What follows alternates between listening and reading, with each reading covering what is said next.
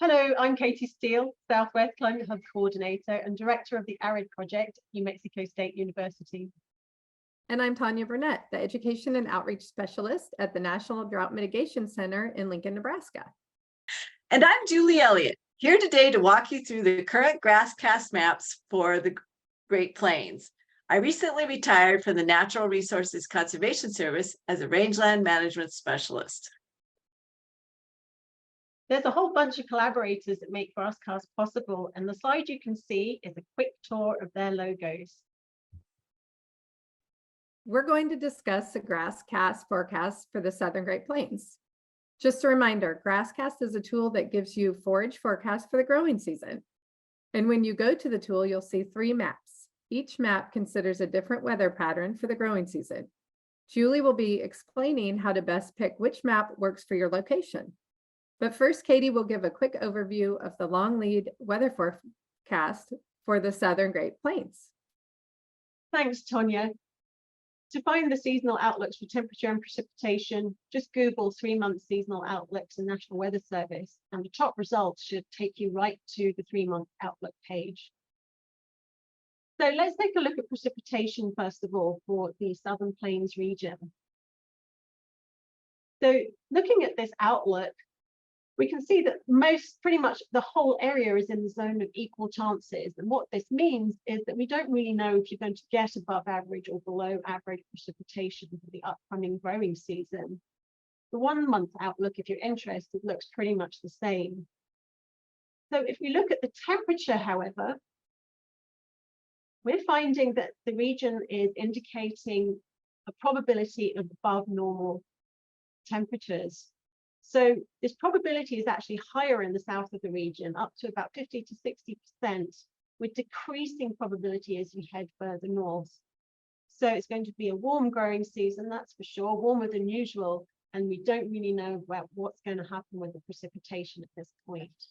These outlooks will be updated by July 15th, so it's well worth checking in. Thank you, Katie. Before we get started, I just want to invite those of you who are new to GrassCast to please see our June 16th video on the Southwest Climate Hub YouTube channel, where we went into a lot more details about GrassCast and how to use it and how the maps are made. Before we dive in, those in eastern New Mexico will want to consider what type of growing season they have. Do you have a continuous growing season that runs from spring until fall? Or do you have 2 distinct growing seasons, a spring and a summer, with virtually no overlap between the spring grasses and the summer grasses? If your growing season is continuous, then this is your video. If you have 2 distinct growing seasons, then you'll want to see the Southwest video, which you can find again on the Southwest Climate Hub YouTube channel. How have the summer growing season conditions been so far in the Southern Plains? Well, last fall, winter and early spring put most of the area into a huge deficit that most of us thought we would never crawl out of. But a good May and early June really turned soil moisture conditions around. So except for southeast New Mexico and southwest Texas, in the GrassCast area, most of the area has been steadily climbing out of deficit country. These are cumulative precipitation maps from October 1st to May 30th. On the left, June 12th in the middle, and June 26th here on the right. The colors indicate percent difference between this year and the long-term average of 1980 to 2022. A deep red means the area is 50% or less of the long-term average precipitation, while deep green indicates the area has received 100% or more of the long-term average. Near average precipitation is actually indicated by the yellow color. The gray areas are places where GrassCast just doesn't work very well, so no forecasts are made, rather than make a map that has such low confidence that you could throw dice and come up with just as good of an idea. If we look at just the growing season precipitation, we can see there's a whole lot more green than the previous picture. And that's simply because the accumulated deficit from fall and winter is ignored. Except for the far southwestern and southeastern part of the Southern Plains GrassCast area, The areas have received excessive moisture compared to the long-term average, and that steadily expanded as we go from May 30th across to June 26th. Even Kansas, which has had deep-seated drought, has seen some improvement from the moisture received aspect. So I'm anticipating that GrassCast is going to look pretty optimistic over the Southern Plains. Is that right? It does, with just a few notable exceptions.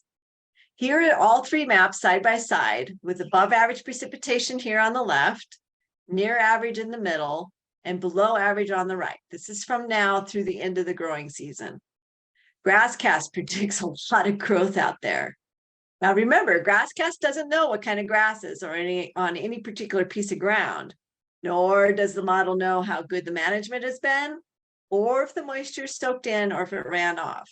It does know the infiltration rate of soils, so it can discount torrential rains, but it can't know if the soil and vegetation were in the proper condition to capture this moisture. Julie, is it possible to take a look at each of the three scenarios separately? Then we don't have to process so much information at one time.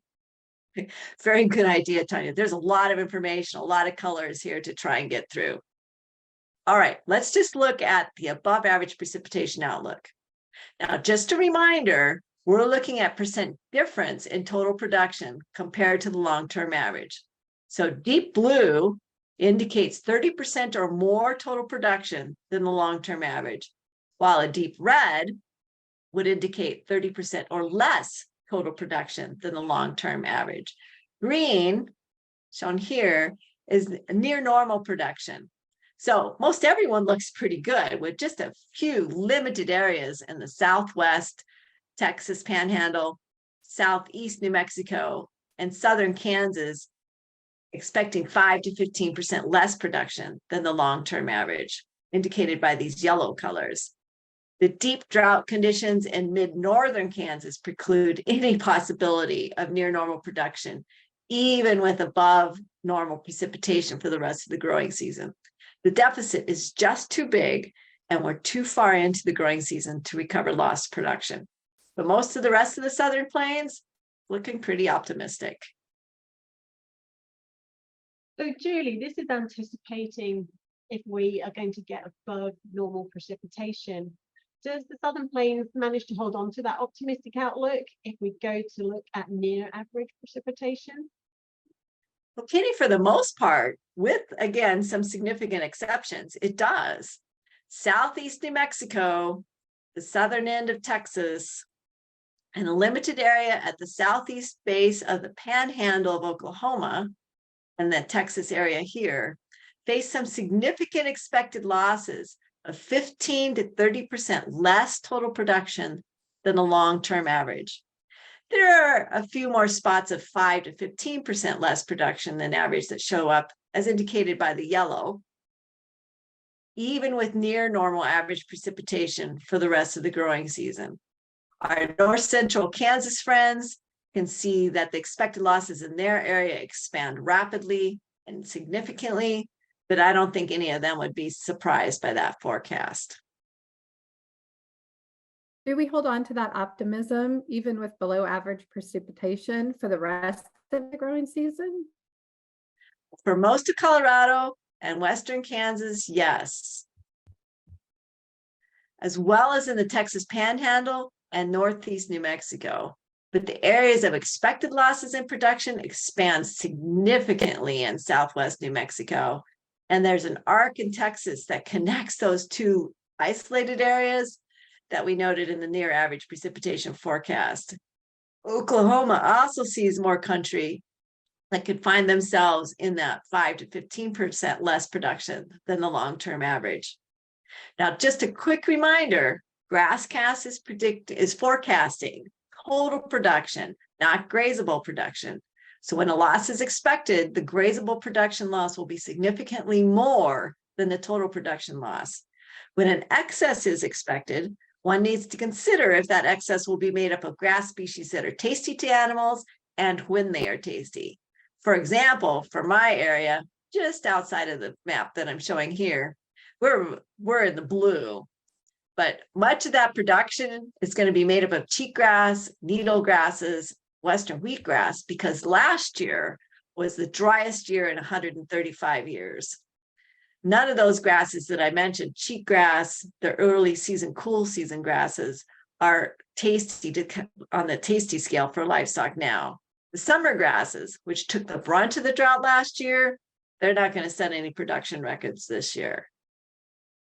Thanks, Julie. It's really very useful to know how important it is that we're able to interpret the forage on our own landscape in order for GrassCast to be useful. Another thing to consider is Julie's previous explanation on grazable losses versus production losses, and you can find that in the previous video in this series that was recorded on June 16th. So if you need to find out more about GrassCast too, just go to grasscast.unl.edu, or you could just type GrassCast into your favorite search engine to find the website.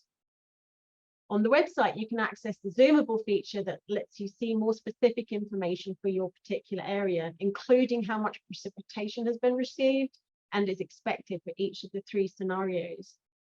And then hopefully you can consult these 3 scenarios and decide which works best for your location. There are also several videos and tutorials that can help you interpret the maps. So once again, thanks, Julie, for helping us understand what's happening with GrassCast over the Southern Plains this season. Yes, thank you, Julie. And don't forget that GrassCast will be updated again in 2 weeks. Thank you all for having me. Bye. Bye.